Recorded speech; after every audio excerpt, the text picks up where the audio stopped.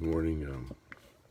Going through now, still again, day 2 of Better Critical Thinking. Today, day 2, strive to be a person of integrity. Beware of your own hypocrisy. People are hypocritical in at least 3 ways. First, they tend to have higher standards for those with whom they disagree than they have for themselves or their friends. Second, they often fail to live in accordance with their professed beliefs. Third, they often fail to see contradictions in their behavior of people with whom they identify, such people of high status. Hypocrisy, then, is a state of mind unconcerned with honesty. It is often marked by unconscious contradictions and inconsistencies. Because the mind is naturally egocentric, it is naturally hypocritical. Yet at the same time, it can skillfully rationalize whatever it thinks and does. In other words, the human mind naturally wants to see itself in a positive light. The appearance of integrity is important to the egocentric mind. This is why, as humans, we actively hide our hypocrisy from ourselves and from others through self-deception and rationalization. For example, although we are often selfish, we almost never see ourselves in this light. But we readily see the selfishness in others. In other words, it is okay for me to be selfish, but not for you to be selfish. Although we expect others to adhere to much more rigid standards than the standards we impose on ourselves, we still see ourselves as fair. For instance, the bookkeeper who steals money from her company may deceive herself into believing the company owes her that money because the company has never paid her for what she is worth. Or she might reason that the business is highly lucrative, so should pay her more, and so forth. All are rationalizations that enable her to hide from the truth. Though we profess certain beliefs, we often fail to behave in accordance with those beliefs. Only to the extent that our beliefs and actions are consistent, only when we say what we mean and mean what we say, do we have intellectual integrity. William Dean Howells said, "We are companions in hypocrisy." When you resolve to live a life of integrity, you routinely examine your own inconsistencies and face them truthfully, without excuses. You want to know the truth about yourself. You want to know the truth in others. By facing your own hypocrisy, you begin to grow beyond it, while recognizing you can never get full command of your hypocrisy, because you can never get full command of your egocentricity. When you recognize it in others, especially those of status, they are less able to manipulate you.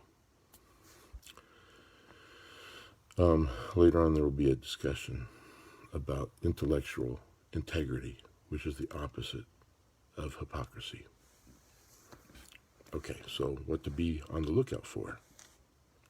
Contradictions or hypocrisy in your behavior and the behavior of others today. Don't just focus on the hypocrisy of others, focus on your own hypocrisy, which we all have every day. Catch yourself using double standards. It's okay for me, but not for them, or for people I like, but not for those other guys. Notice when others do. Because hypocrisy is a natural human tendency, theoretically this should be easy. Look closely at what people say they believe. Compare this with what their behavior implies. Dig out inconsistencies in your thinking and behavior. Notice when you profess a belief and then act in contradiction to that belief. Notice how you justify or rationalize inconsistencies in your behavior. Figure out the consequences of your hypocrisy. Does it enable you to get what you want without having to face the truth about yourself? Figure out the consequences of others' hypocrisies. However, if you don't see hypocrisy in yourself, look again and again and again, because it's there. So what are some strategies for reducing hypocrisy in yourself? Begin to notice situations in which you expect more from others than you do from yourself. Target the areas of your greatest hypocrisies. These are usually areas in which you are emotionally involved. Do you expect more from your spouse than you do from yourself? From your coworkers? From your subordinates? From your children? Write a list of beliefs that seem most important to you. Then identify situations in which your behavior is inconsistent with those beliefs, where you say one thing but do another. Realize that what you believe is embedded in your actions, not your words. What does your behavior tell you about yourself? For example, you might say that you love someone while often failing to behave in accordance with his or her best interests. Or you might say your intellectual development is important to you, while in fact spending little time on it. Think about the way you are living your life. Are you living a life of integrity, where your motives are transparent? Or are you hiding something significant? If so, what are you hiding? And more importantly, why are you doing this? How can you face your hypocrisy? What do you need to change about yourself or your situation? So these are some strategies for noticing hypocrisy in others. 1. Observe the people around you. Begin to analyze the extent to which they say one thing and do another. Compare their words to their deeds. And that's not people you know personally. That's people in the media, our leaders, everybody. For example, notice how often people claim to love someone that they criticize behind someone else's back. This is a common form of bad faith. Think about the people you're closest to, your partner, your spouse, your children, or your friends. To what extent can you identify hypocrisy or integrity in these relationships? To what extent do they say what they mean and mean what they say? What problems are caused by their hypocrisy?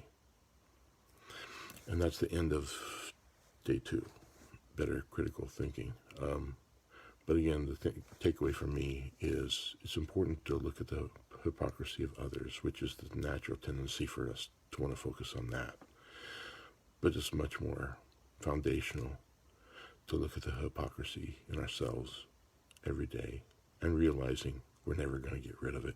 It'll always be there because we're human, but we can know about it and try to be better.